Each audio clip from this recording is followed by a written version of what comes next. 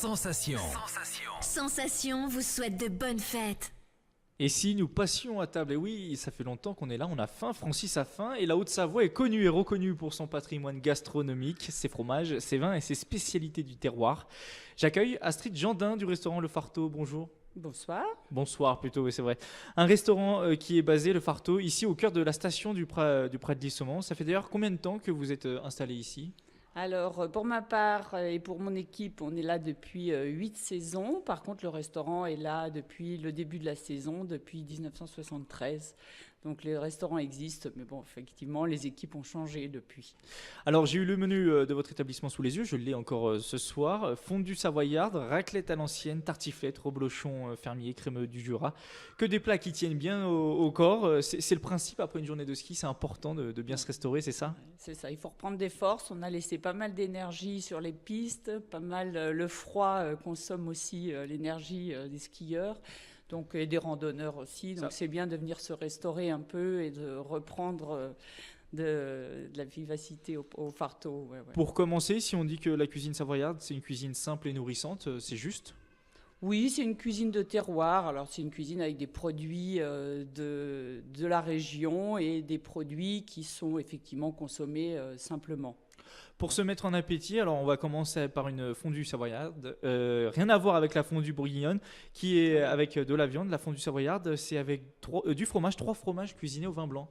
Voilà, donc certains. Alors autant de restaurants, autant de fondues, autant de cuisiniers, autant de fondues. Hein. Les mélanges, donc chez vous, voilà. Au Farteau. Chacun fait son mélange. Donc au Farteau, ça sera une fondue 3 fromages avec vraiment des fromages locaux. Donc essentiellement du Beaufort, majoritairement dans la fondue, un comté de Savoie et une petite touche d'abondance, voilà, pour le crémeux de la fondue. Un vin blanc. Comment on accompagne justement une fondue savoyarde ? Avec de la charcuterie principalement, du pain pour effectivement tourner dans la fondue. Le premier qui perd son morceau de pain un gage, donc ça va, là il y a de quoi faire pour se rouler dans la neige. Et puis donc du pain, des fois des pommes de terre dans la variante sympa. On met une pomme de terre, on la coupe en petits dés et on mange la fondue comme ça, c'est bien aussi. Alors on a toujours faim, on enchaîne sur une raclette à l'ancienne avec donc du fromage, de lait cru, des pommes de terre, de la charcuterie. Qu'est-ce qu'on entend par raclette à l'ancienne en fait ?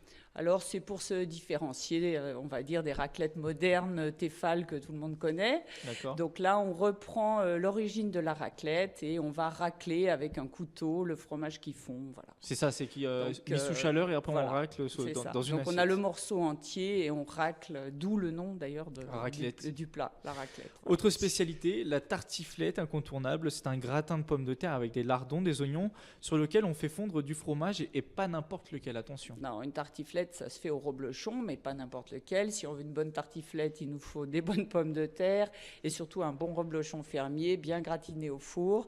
La tartiflette, c'est aussi la cousine germaine de la pella, donc je vous en parlerai une autre fois. D'accord.